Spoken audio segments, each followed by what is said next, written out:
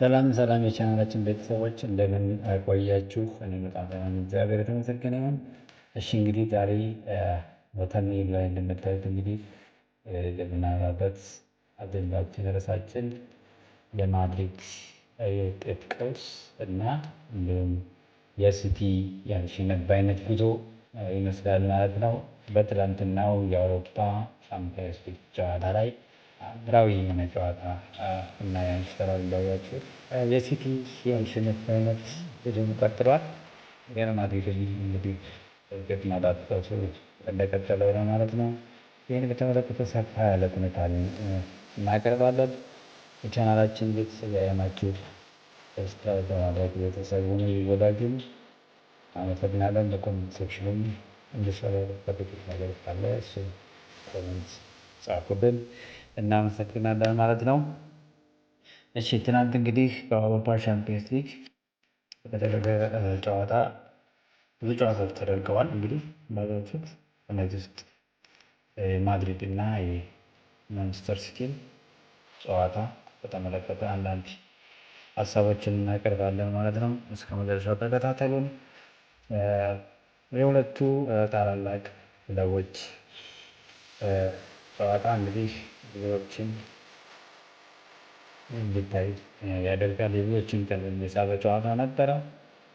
ጨዋታው እንግዲህ እንዳያችሁት በማንቸስተር ሲቲ 2-1 አሸናፊነት በሊግ ተጠናቋል ማለት ነው። ይህ ጨዋታው ለማን ለሪያል ማድሪድ ምን ማለት ነው፣ ለማንቸስተር ሲቲስ ምን ማለት ነው የሚለውን የምናይ ይሆናል። እንግዲህ በሁለቱ ታላላቅ አሰልጣኞች መካከል ልዩነት የታየበት ጨዋታ ነበረ። ጨዋታውም እንግዲህ ፔፕ ጋርዲዮላ አትሌቲክ የበላይነት ሊጠናቀቅ ችሏል። እንግዲህ ጨዋታው ውጤቱን ስናይ ለማድሪድ እና ደጋፊዎቻቸው አንገት የሆነ ውጤት ተመዝግቧል። ከዚህ ባለፈ እንግዲህ ዋናው ነገር የተጫዋቾች በጨዋታው ያላቸው ተነሳሽነት የማሸነፍ ወኔ ያልታየበት ነው ለማለት ያስችላል።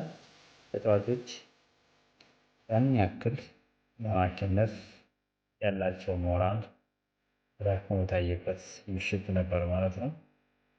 እንግዲህ አሰልጣኙም በዚህ የውጤት ቀውስ ምክንያት ሊባረር ይችላል ወይስ ሊቆይ ይችላል የሚለውን ቀጣይ ጨዋታዎች የሚነግሩን ይሆናል ማለት ነው። ከዚህ ባለፈ እንግዲህ ፔፕ ጋርዲዮላ በፕሪሚየር ሊጉም በቻምፒየንስ ሊግም ጥሩ ውጤት እያስመዘገበ ይገኛል ማለት ነው። ሌሎች ትንታኔዎችንም እንግዲህ የምንስላቸው ይሆናል። ኮሜንት ሴክሽን ላይ እንዲሰራላችሁ የሚፈልጉትን በደንብ አድርጋችሁ ኮሜንት አድርጉ። በዛሬው እዚህ ላይ እናበቃለን። እናመሰግናለን። ሳምንታችሁ የተባረከ ይሁን።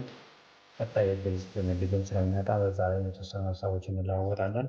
እስከዛው መልካም ቆዩ። አመሰግናለሁ።